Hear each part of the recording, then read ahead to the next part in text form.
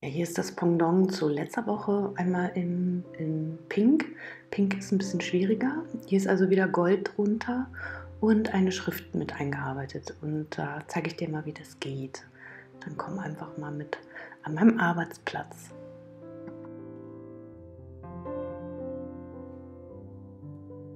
Du konntest die Woche über hoffentlich ein bisschen Papier sammeln und hast das beiseite gelegt oder vielleicht sogar schon verarbeitet. Ich habe ja schon einige Bilder auch sehen können. Diesmal ziehe ich das Papier gar nicht so glatt, sondern ja, nehme eher die Struktur auch der Folie und möchte die einarbeiten. Du nimmst also wieder deinen Kleber. Ich habe jetzt auch ganz neu, ich habe extra für dich was zusammengestellt. Du kannst mal unten in der Beschreibung unter dem Video gucken, weil da ja auch immer Fragen kamen, was für einen Kleber ich benutze. Ich habe das jetzt mal rausgesucht und dir auch hingeschrieben. Besonders wichtig ist, dass die Kanten richtig geklebt werden, weil wenn die sich lösen, läuft nachher ja, das Wasser der Farbe da drunter und dann löst sich auch wieder der Kleber und das ist dann nicht so schön. Ich nehme dann auch nochmal wieder, wie beim letzten Mal, die weiße Acrylfarbe und ziehe dann auch nochmal die Farbe über die Kanten rüber und arbeite mir auch mit dem Spachtel so eine kleine Struktur ein. Das erleichtert dann auch den Übergang von der Folie zur Fläche.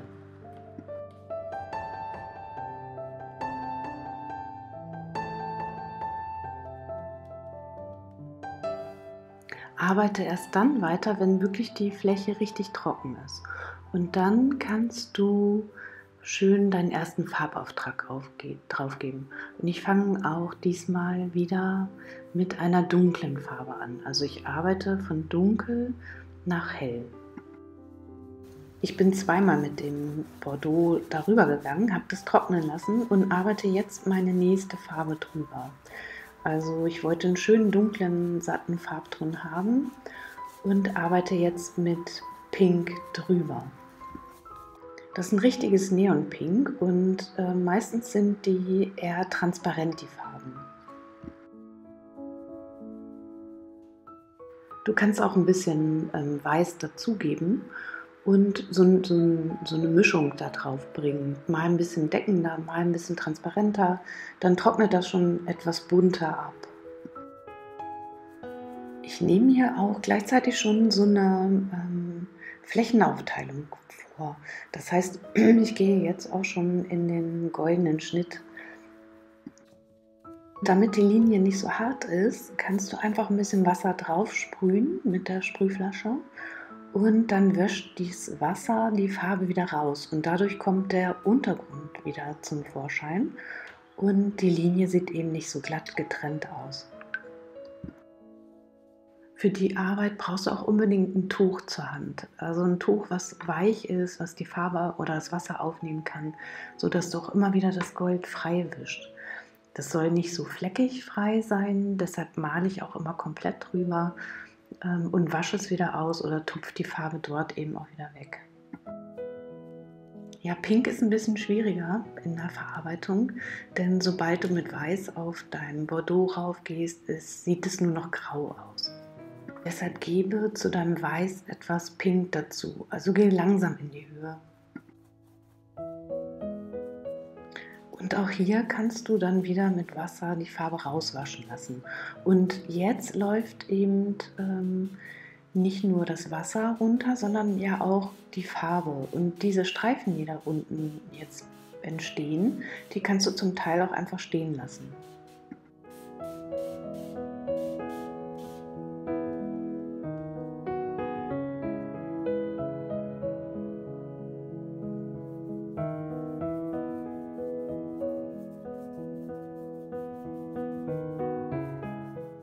Ja, und jetzt gehe ich einmal mit Grau dazu.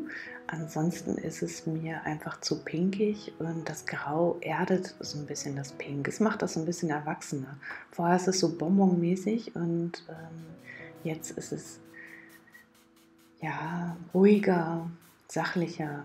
Also mit Grau in Kombination und dann, wenn das Gold dann noch so durchblitzt, dann ist es einfach schön.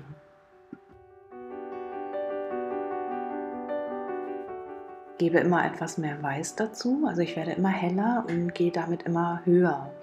Und hier und da sieht man eben noch ein bisschen Bordeaux von unten, dann sieht man wieder ein bisschen Pink, dann wieder ein bisschen Grau und dann das Gold blitzt hier und da auf. Und so arbeite ich mich langsam mit dem Tuch hier einfach ein bisschen, ja, nach oben. Jetzt arbeite ich also nicht mehr ganz flächig, also ich gehe nicht mehr komplett mit der Farbe über die Fläche, sondern ich tupfe hier und da Farbe drauf, wische sie wieder ab und schaffe so eine Ungleichmäßigkeit.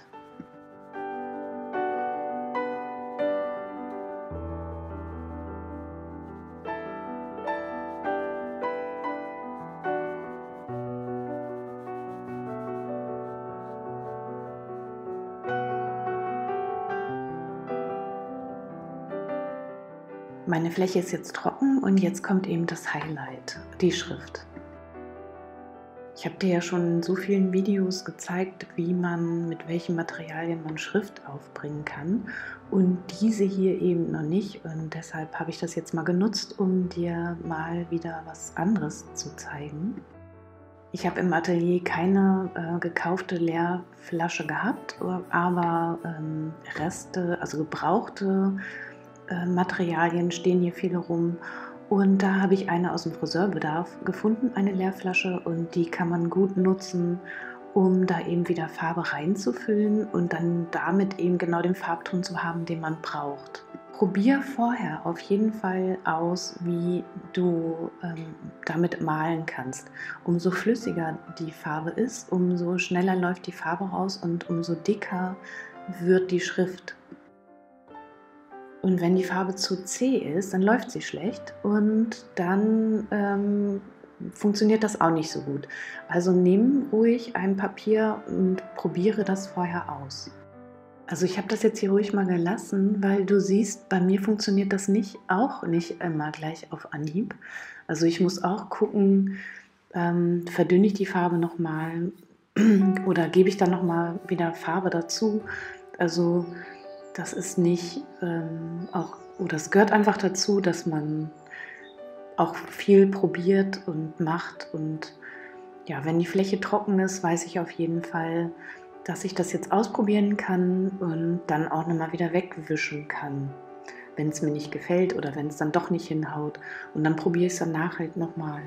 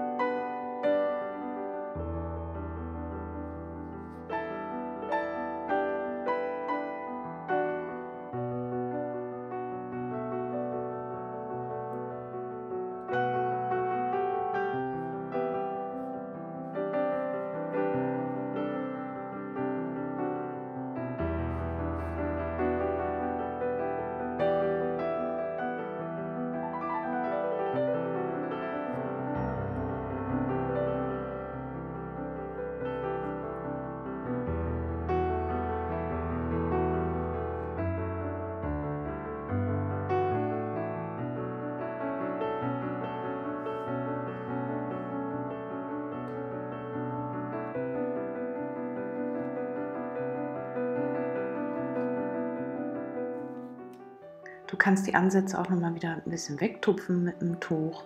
Du musst jetzt keine Schrift da drauf schreiben, das ist wieder nur ein Beispiel für dich, das soll dich inspirieren. Du kannst Muster draufsetzen, Kreise, Blumen, da passt ganz viel dazu. Lass dich einfach inspirieren und dann einfach machen. Ja, da steht das Kunstwerk und ja, hier habe ich gerade gearbeitet. Ja, da steht es ist immer schwierig, auch mit der Kamera die Farben wirklich einzufangen. Ich hoffe, du hast auch hier wieder was mitnehmen können für dich und ich danke dir fürs Zuschauen. Danke dir für dein Like für dein Abo und herzlichen Dank für deinen Kommentar. Also ich freue mich wahnsinnig darüber. Herzlichen Dank. Also du siehst hier nochmal, wie ich die Fläche auch zwischendurch föhne. Du kannst einfach einen Föhn benutzen und dann ja, nicht zu heiß föhnen, aber trotzdem geht es damit ein bisschen schneller, das Malen. Danke auch nochmal dafür, dass du mir schreibst, woher du kommst. Das ist unglaublich faszinierend für mich.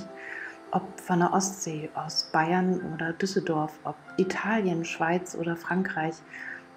Ganz, ganz, ganz gleich, ob Kanada, Wahnsinn, oder Texas, Neuseeland, Dubai, Brasilien, Finnland.